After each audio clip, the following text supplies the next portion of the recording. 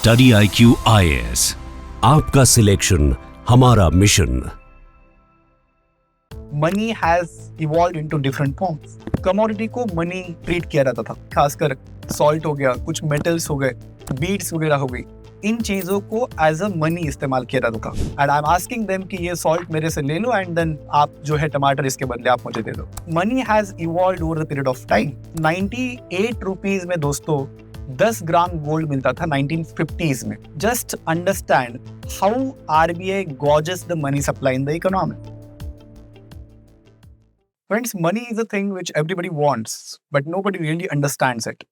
RBI prints it, we get it, banks circulate it, money supply expands, it causes inflation, inflation erodes our purchasing power. There are a lot of things which depend on money and its supply. And it is pertinent for UPSC aspirants to understand the meaning of the money, the functions of the money, the evolution of money over the period of time. And at the same time, how RBI keeps tab of money supply in the economy. What are the measures available with the RBI in order to check the flow of money in the economy? How the flow is regulated, how the flow is controlled by the RBI. These are some of the things that we are going to have a look at in today's lecture. Hello, myself Vishal Jaibhai, and I welcome you all to Study IQ IAS. The first thing, the money, it is basically a medium of exchange, friends. Medium of exchange, being a medium of exchange, it helps us facilitate transactions. अगर मैं market में जाता हूँ, वहाँ पे मुझे कुछ चीज़ पसंद आती है और उस चीज़ को मैं अगर खरीदना चाहता हूँ, तो I can buy it by giving money to a seller. And this money, whatever the currency that I'm using today, or whatever the coins that you may use today in the market, these money, these coins, currency coins basically are serving the purpose of being a medium of exchange for us to get various things from the market. But has it been same over the period of centuries, since our ancient ancestors till the modern man? Money has evolved into different forms. अगर हम ancient जमाने में बात करें दोस्तों, तो ancient जमाने में हमारे पास कमोडिटी को मनी ट्रीट किया जाता था। कमोडिटी में जैसे कि खासकर सॉल्ट हो गया, कुछ मेटल्स हो गए, बीड्स वगैरह हो गई, इन चीजों को एज अ मनी इस्तेमाल किया जाता था। मतलब क्या कि मान लेते हैं कि आप में एक एंशंट जमाने में जी रहे हैं और उस एंशंट जमाने में हमारे पास में कुछ सॉल्ट है, एक पर्टिकुलर एक कंटेनर में हमने वो सॉल्ट रखा हुआ है and we are using that salt as a medium of exchange. Let's say I want to buy some tomatoes, I am going to a shopkeeper and I am asking them कि ये salt मेरे से ले लो and then आप जो है टमाटर इसके बदले आप मुझे दे दो। This should not be confused with the barter system. Barter system involves exchange of goods for goods or services for goods or goods for services. These exchanges are basically features of the barter system. But in commodity money system, we use commodity as a money. Yes, of course, the commodities are being exchanged, but the medium which is being used to facilitate the transaction to buy or sell such commodities is a commodity itself. And that is the reason why, dosto, we call it as commodity money. Then once, people started to have a settled life, people started to have a particular, a strong political, economical system, then people basically, developed what is called as coins. Various empires in Indian subcontinent also minted their own coins, be it Gupta Empire, be it Maurya Empire, they had their own coins. So coins served as a purpose of being a medium of exchange. So some coins were basically full-bodied coins and some were token coins. So full-bodied coins are those coins whose face value is equals to its intrinsic value. Now what is intrinsic value? Intrinsic value is a simple thing कि जहाँ पे जैसे मान लो metal हमारे पास में, उस metal का exact value कितना है। जैसे कि अगर हमारे पास सिक्का है, कोई 5 रुपए का सिक्का है, उस 5 रुपए के सिक्के के मेटल का वैल्यू कितना निकल करके आ रहा है। अगर मेटल का वैल्यू जैसे 5 रुपए है, तो face value is equals to intrinsic value, and that is the reason why such coin will be called as full bodied coin. While today what we use is token coins, wherein face value is far more than its intrinsic value. जैसे अगर हमारे पास में आज 20 rupees का coin है, तो उस coin में जो मेटल दोस्तों यूज हुआ है, उस मेटल का वैल्यू 20 रुपीज नहीं होगा. But during the time of Mauryas, during the time of Gupta period, we find that there were gold coins in circulation. So there, gold as a precious metal, it possessed its own intrinsic value, and that intrinsic value basically facilitated various transactions happening in the market. So once this continued for a long period of time, and then in modern history we find that when coins were slowly but steadily replaced with the paper currency. Now the paper currency that we use today, दोस्तों, ये paper currency का जो form evolve हुआ, it has just the face value, not the intrinsic value. It is also referred to as a fiat currency, क्योंकि इसका जो value है, this value based on the promise by the central government and as well as the trust of people in the government. यहाँ पे अगर हम note के ऊपर थोड़ा बारीकियों से देखें, बारीकाई से देखें, तो नोट के ऊपर आपको एक प्रॉमिस देखने को मिलेगा आरबीआई गवर्नर का, अगर इंडियन करेंसी की हम बात करें तो। और साथ ही में नोट के राइट हैंड साइड कॉर्नर के अगर आप ऊपर देखोगे तो there is a mention of guaranteed by central government. So एक गारंटी और एक प्रॉमिस, इस कारण से उस करेंसी को दोस्तों वैल्यू प्राप्त है, एंड दिस करेंसी को जो वैल्यू प्राप्त है, ये इस कारण से हम इसको फिएट करेंसी वहां पे बोल रहे हैं। So this is how money has evolved over the period of time. But today, money has evolved into different forms as well. What we have is currency. We have each form of the money. We have plastic money in the form of credit cards, debit cards. We have money in the form of basically, cryptocurrency. तो ये सारे money के different forms है दोस्तों. So money basically serves as the purpose of medium of exchange. At the same time, money is also an unit of account. It is also a measure of value, and it is also a store of value. So remember these four functions of the money. About store of value, I'd like to add one thing here, that money, our currency that we use for day-to-day based transactions, it is not a reliable store of value as such. Why I say that it is not a reliable store of value is because a 100 rupee note is able to buy something. Let's say it is able to buy you a dinner today, but it is not necessary that after 20 years the same 100 rupee note will buy you a dinner. That's the point. जैसे अगर मैं एक और simple आपको example दे दूं यहाँ पे, तो 98 रुपीज में दोस्तों 10 ग्राम गोल्ड मिलता था 1950s में। आज 98 रुपीज तो छोड़ दीजिए, आज 10 ग्राम गोल्ड का रेट लगभग 1,25,000 रुपए है। सो उस समय के जो 100 रुपए की पावर थी, आज के 100 रुपए के मुकाबले उस 100 रुपए की पावर ज्यादा थी। तो मतलब क्या है कि over the period of time, because of variety of factors including inflation, because RBI goes on printing the currency, because government spends a lot of money on people's welfare, and that is the reason why money supply gets expand over the period of time. As the economy develops, money supply also goes on increasing, and this is the reason why value of money that we hold basically declines with time, or with inflation for that matter. And this is the reason why I said that money or currency that we use today for facilitating transactions is not a reliable store of value. That's the point. So you have understood the meaning of money, you understood the evolution of money, you have understood the functions of money. Now let's just understand how RBI gauges the money supply in the economy. To understand the money supply, first we need to have a look at money aggregates. There are various money aggregates designed by the RBI. Based on their values, RBI determines, okay, this is the level of money supply in the economy. This is the level of, the currency value of the currency that I have printed for the economic transactions. This is the amount of money which has been basically created by the banks. This is the amount of money that have been held by people in their saving accounts. This much amount is held in the time deposits. So these various things are basically gauged by RBI using money aggregates, दोस्तों. So money aggregates में there is a M0 money aggregate, which is also called as high powered money. Now this M0 aggregate is basically a base of the money. Base money, why I'm calling it as base money is because it is the money created by the RBI. Note this down for the examination purposes. So it includes currency in circulation, that is currency printed by the RBI. Currency includes both the coins as well as the paper currency that we use. At the same time, it also includes the deposit of banks. Deposit, what kind of deposits? RBI के पास में दोस्तों बैंकों के द्वारा रखा हुआ cash reserve ratio भी होता है, यानी कि एक रेगुलेटरी रिक्वायरमेंट है बैंकों के ऊपर, जो बैंकों को अपने net demand and time liabilities का एक सर्टेन परसेंटेज अमाउंट आरबीआई के पास में कैश फॉर्म में रखना होता है। तो लगभग ये आरबीआई के पास में जो बैंकों ने रखा हुआ पैसा, इट इज अप्रोक्सीमेटली, अगर ये 3% के आसपास आज की डेट में सीआरआर आपको देखने को मिलता है, it amounts to approximately 8 trillion rupees.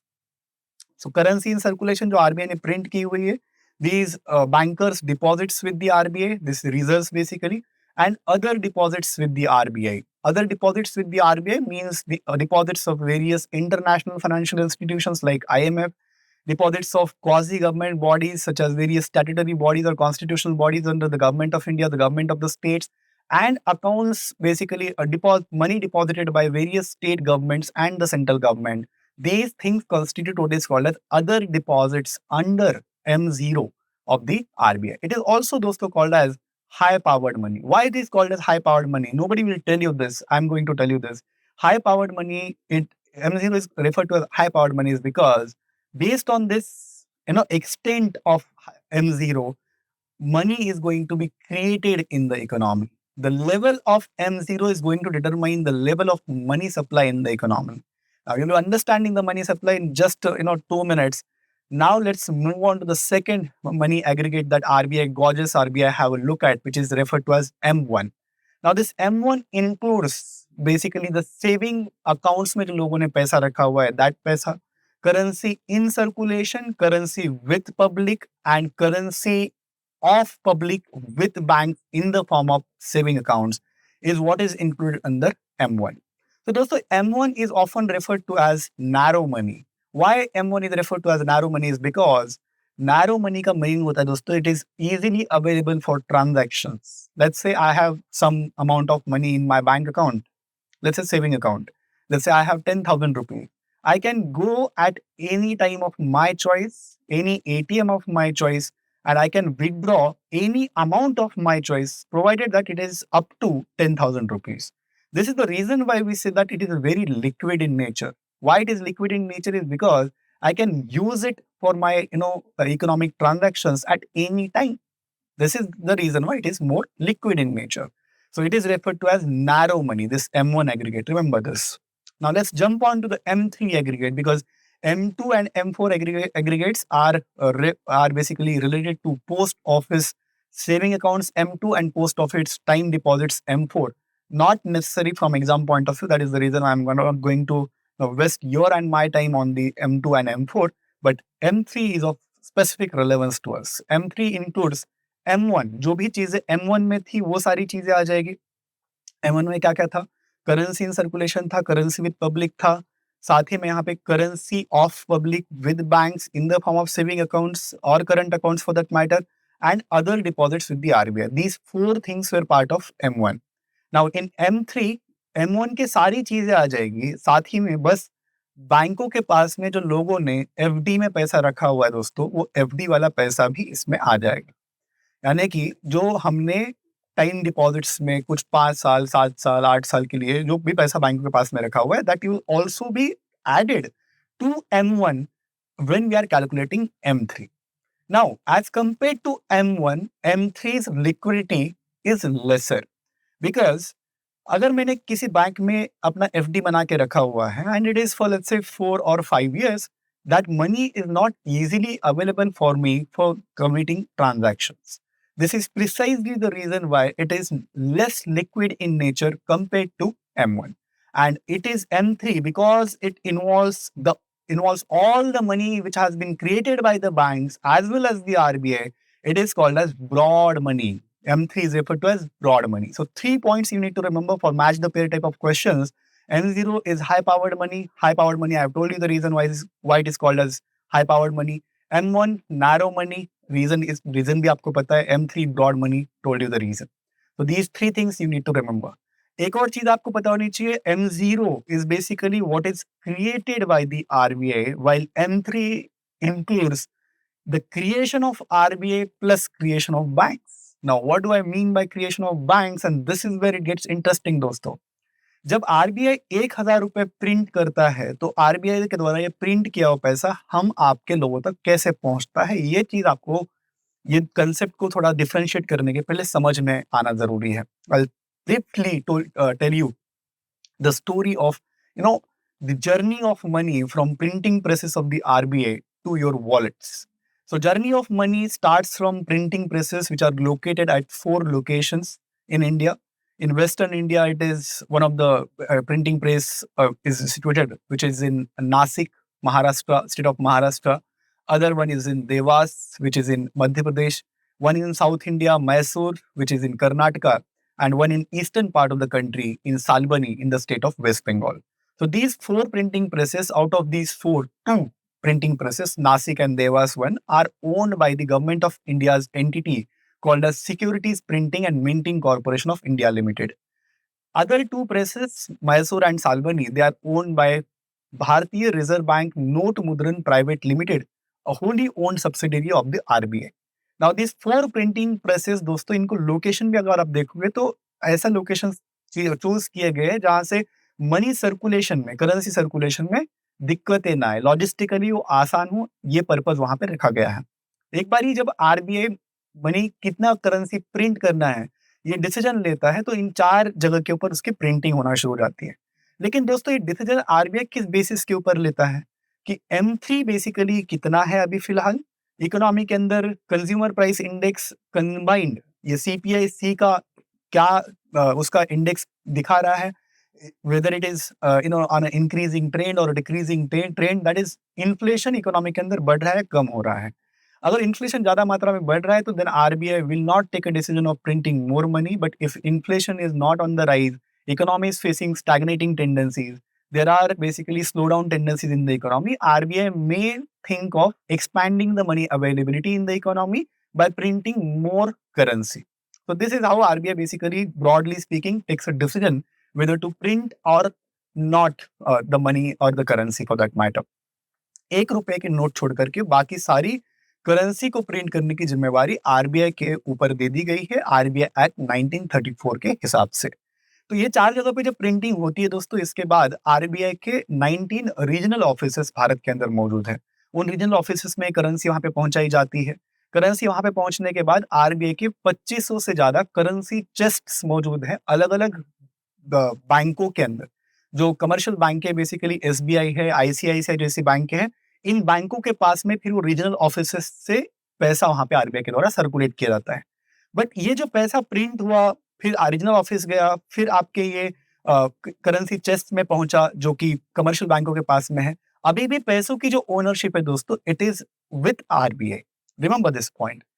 बैंकों के पास में करेंसी चेस्ट में पैसा तो है, लेकिन बैंकों का कंट्रोल उस पैसे के ऊपर नहीं है, कंट्रोल अभी भी आरबीआई के पास में है।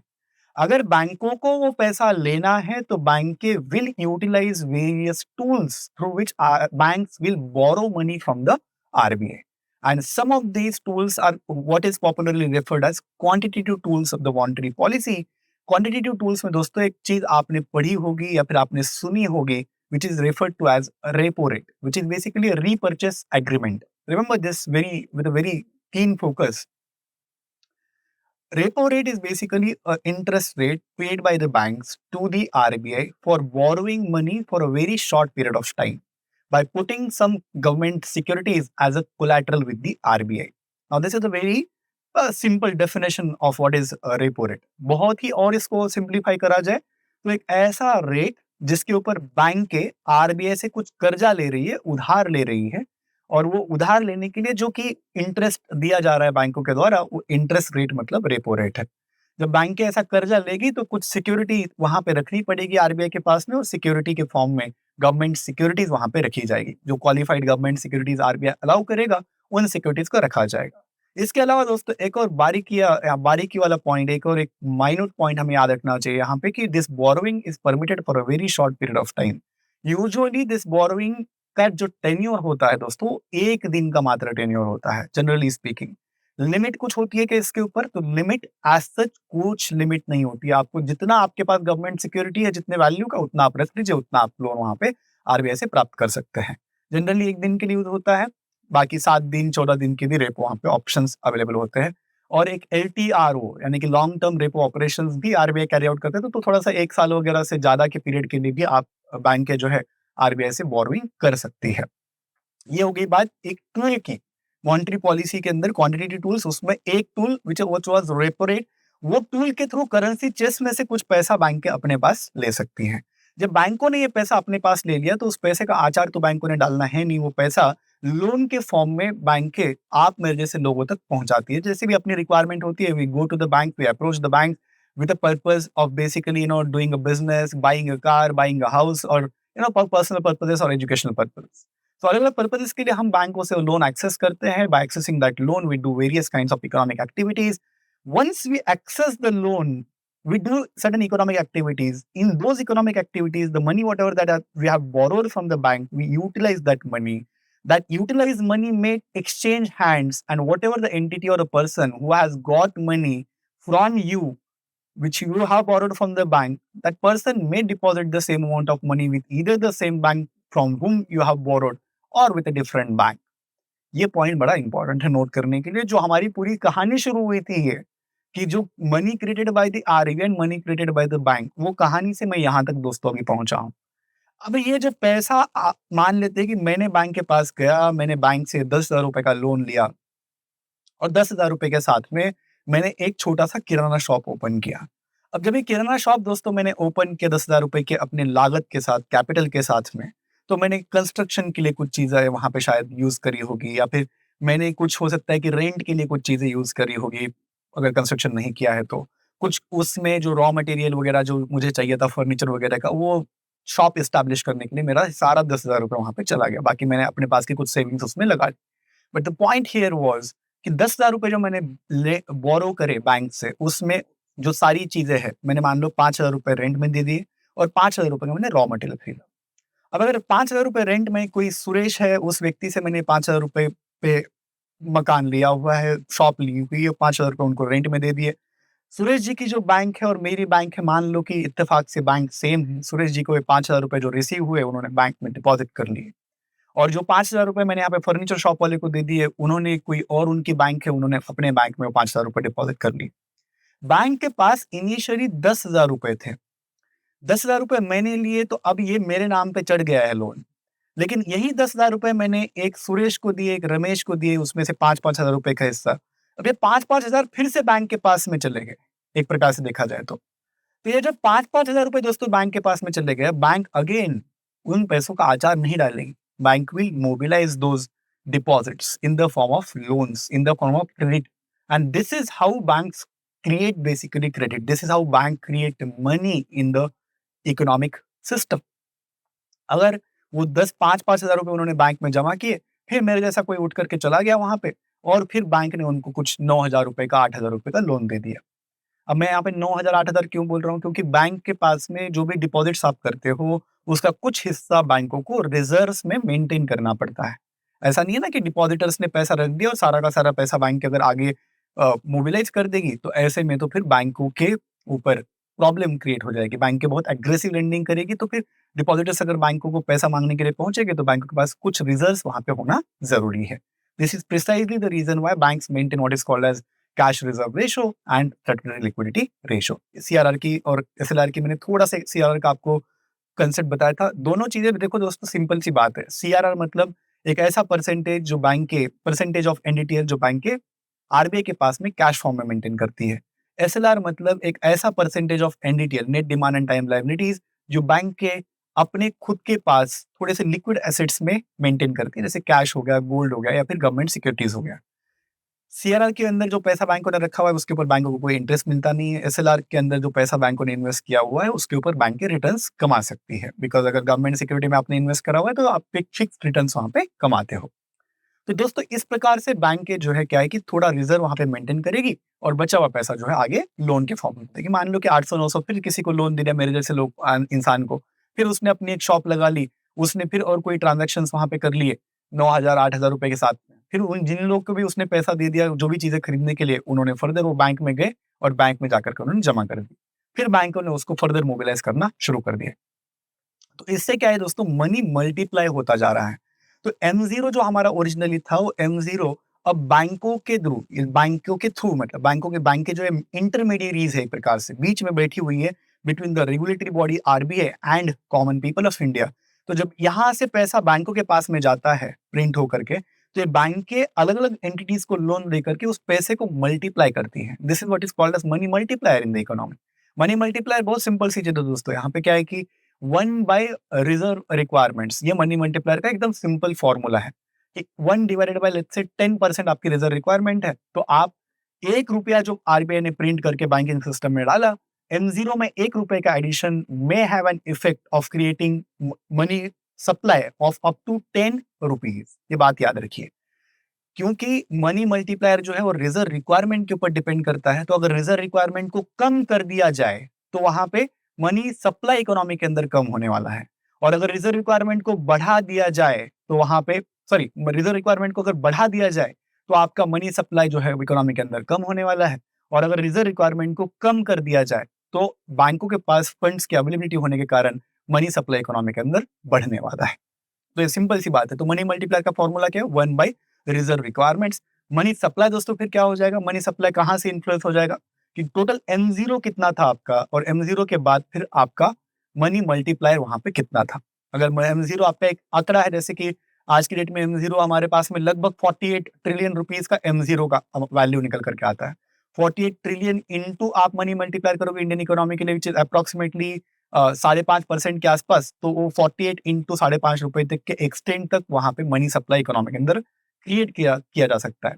तो मनी सप्लाई मतलब फिर क्या हो गया? मनी सप्लाई मतलब ऐसा, एक सिंपल भाषा में कहा जाए तो आपके मेरे पास में जो पैसा है कैश फॉर्म में, और आप मेरे जैसे लोगों ने जो बैंकों में अपने डिपॉजिट्स रखे हुए हैं, it is referred to as money supply.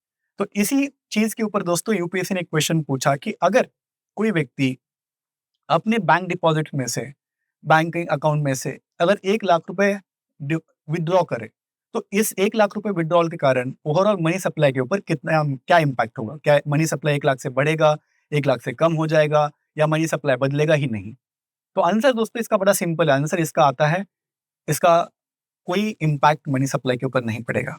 क्योंकि मनी सप्लाई क्या था? Money supply was basically what you have, what you and me और general public like us have in their pockets or in their homes or in their hands, that is cash in hand with people, and money of people held with banks in the form of saving account or term deposits।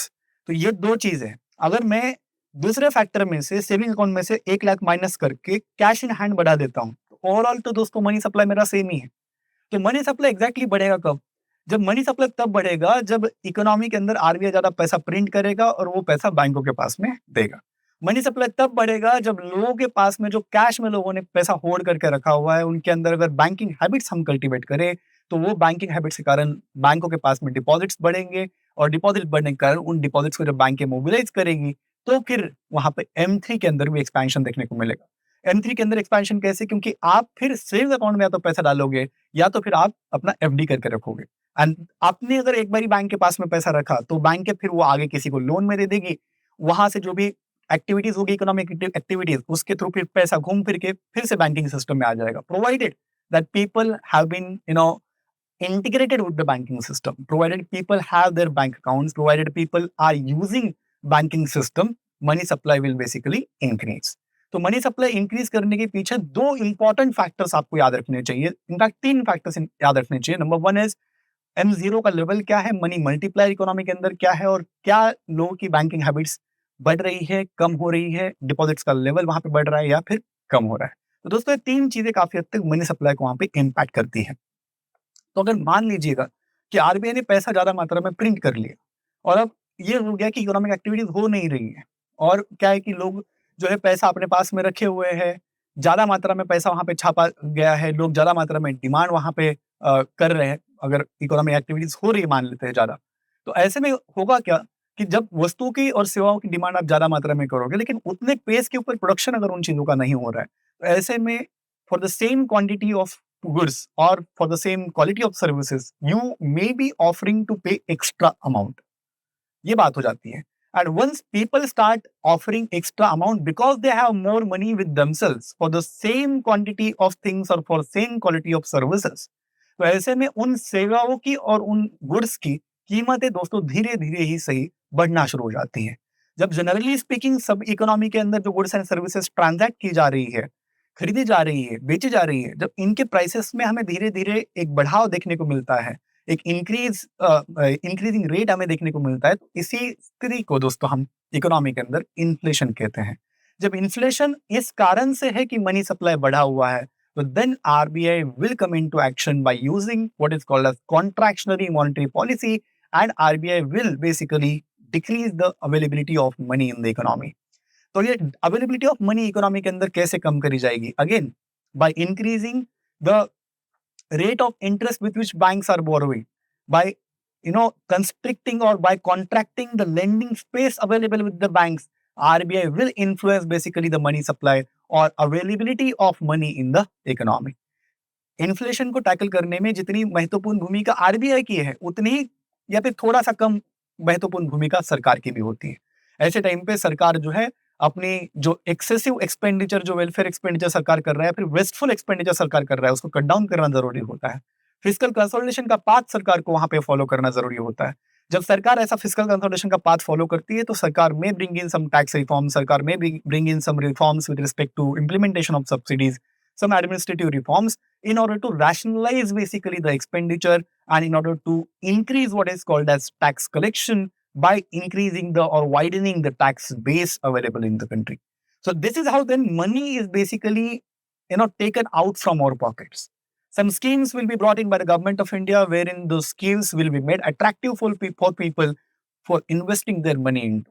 RBI will basically make it very costlier for us to borrow from the banks, and we will be for the time being discouraged to borrow from the banks because banks themselves are getting costlier loans from the RBI. So money supply जो pipe है वहां से, जहां से money वहां पे pump किया जा रहा है इकोनॉमी के अंदर, वो पाइप का जो फ्लो है उसके ऊपर थोड़ा सा प्रेशर, थोड़ा सा उसको बंद करने का काम वहां पे किया जाएगा. और इस पॉलिसी को दोस्तों हम बोलेंगे कॉन्ट्रैक्शनरी मॉनेटरी पॉलिसी.